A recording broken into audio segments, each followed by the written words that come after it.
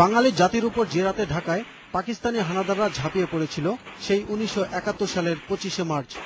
সে রাতে ধানমন্ডির 32 নম্বরের বাড়ি থেকেই স্বাধীনতার ঘোষণা দেন শেখ মুজিবুর রহমান।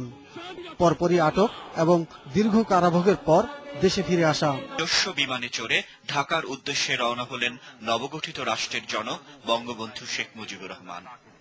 পথে দুবার যাত্রা বিরতি, এরপর 12:47 অবতরণ করলেন দিল্লির পালাম বিমানবন্দরে।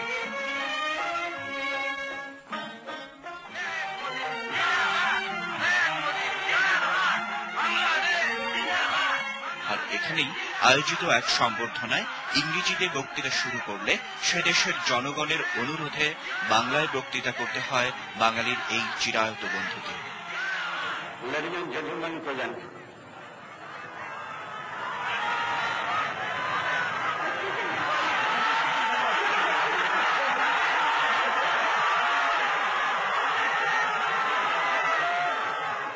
আমার ভাই ও বোনেরা, এরপর 2:45 নিজ দেশে বিজয়ীর বেশে অবতরণ করলেন ইতিহাসের এই মহানায়ক।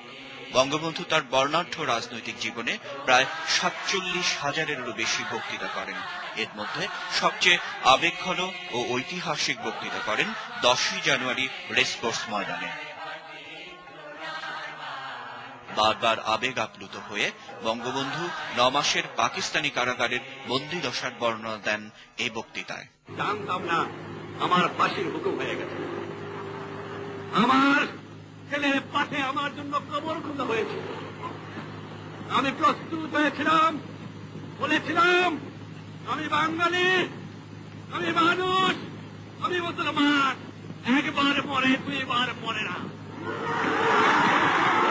আমি বলেছিলাম আমার মৃত্যু আসে থাকে যদি আমি হাসতে হাসতে যাব, আমার বাঙালি জাতকে অপমান করে যাব না, তোমাদের কাছে ক্ষমা চাইব না।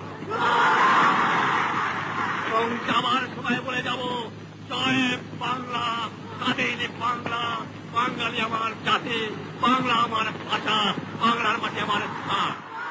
প্রণব সাহা, 21শে টেলিভিশন, ঢাকা।